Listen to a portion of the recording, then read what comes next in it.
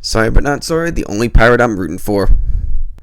I say that as we're doing a little quick preview of the East Carolina Pirates against the Tulane Green Wave that's going to be playing tonight at Ullman Stadium, where Tulane is a 6.5 point favorite. Tulane coming off a very convincing 31-14 win over the Tulsa Golden Hurricanes in their first conference game on the road. This time they're coming back at home against an East Carolina team who comfortably beat the Army Golden Knights 28-6 after getting off to a very early first quarter 21-0 lead and coasting towards the end of that game. East Carolina was able to get off to a big lead based off of 2 touchdown passes from Caden Hauser, a transfer in 2024 from Michigan State, second-year starter with the Pirates, and another touchdown run by Hauser himself. Tech on a fake field goal touchdown by senior wide receiver Kyler Pearson, a 32-yard fake run, and that ended up making the final score of 28-6. Overall for the game, Hauser was 15 of 22, 251 yards, 2 touchdowns, 1 pick. On the ground, they were used very often, but they had a smorgasbord of 3 rushers that combined for 38 of the 50 carries that they had. London Montgomery, 15 carries, 58 yards. Marlon Gunn, 10 carries for 53 yards. And Parker Jenkins, 13 for 36. On the receiving end, they had Anthony Smith, the topper starter from last year at receiver, 3 catches, 87 yards. Yannick Smith also returning, 3 receptions for 56. Brock Spalding, seldom used last year, has become more of that third receiver this year, 3 for 35. Javante Connor, also barely used last year, 2 for 31 and a touchdown. Jaquays Petaway is the only one of the receivers that actually is a transfer in from Oklahoma. And you kind of see as a whole for East Carolina, what they've been able to build on this year has been the carryover from last year's team, not really too much from the transfer portal in itself. But another thing as a whole on offense that you do see to be a detriment for this team is they do not run the ball very well. In this game against Army, barely averaging just over 3.5 yards a carry for the game. Kind of gives a little bit of the reason why East Carolina wasn't able to build off that lead even further, and being able to only keep that lead at most 21-0 and 21-6 until that fourth quarter fake field goal attempt. They're really missing their 1,100-yard rusher Rajai Harris, who graduated from last season, who had over 3,000 yards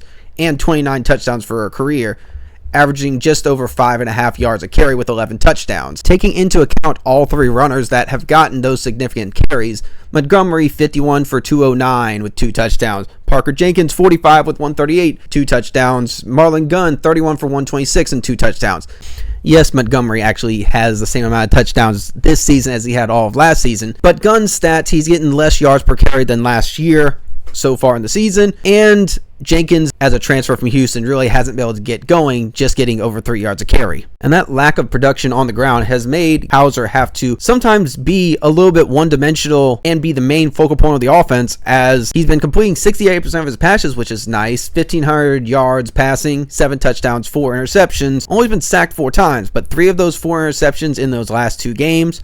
2 against BYU where they kind of got blown out. The entire first half, they couldn't sustain any possessions at all, to only being held to a field goal for that entire first half. And they only got a garbage time touchdown in the late portion of the fourth quarter. In really the only game they weren't competitive in, 34-13.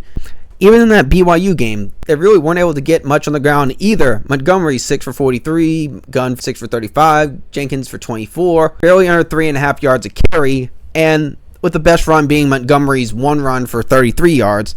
The rest of his carries were 5 for 10.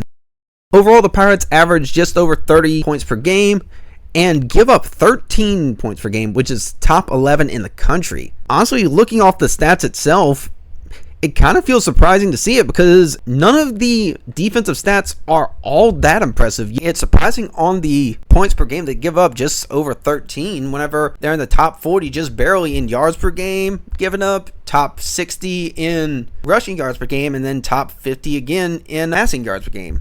You kind of come to see is they do give up a bunch of yards between the 20s, but they don't really give up that much into the end zone. They give up a lot of field goals, make their opponents extend drives. This defense led by mostly their interior and their D-line in general. J.D. Lampley with 11 total pressures on the season. Kyrian Davis is an edge rusher, 7 pressures, 1 sack. Zion Wilson, 7 pressures on the inside. Edge rusher Raheem Craig, 6 pressures and a sack. There's no major studs on the defense, but they do end up working well together and get a culmination of sacks amongst the entirety of that front 4.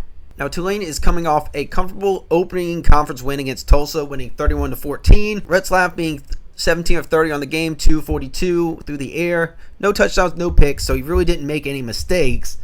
But a lot of the time they did, once again, count in the ground game. Javen Gordon, he may just take over this backfield overall. 15 carries, 78 yards, 3 touchdowns, just over 5 yards a carry. And yes, you finally got Maurice Turner back off of injury since the opening game against Northwestern. But at this point, he's not going to be the lead back anymore. Gordon has just taken over as a true freshman over Arnold Barnes, over Jamari McClure, over Zamiri Mobley, and Maurice Turner as well.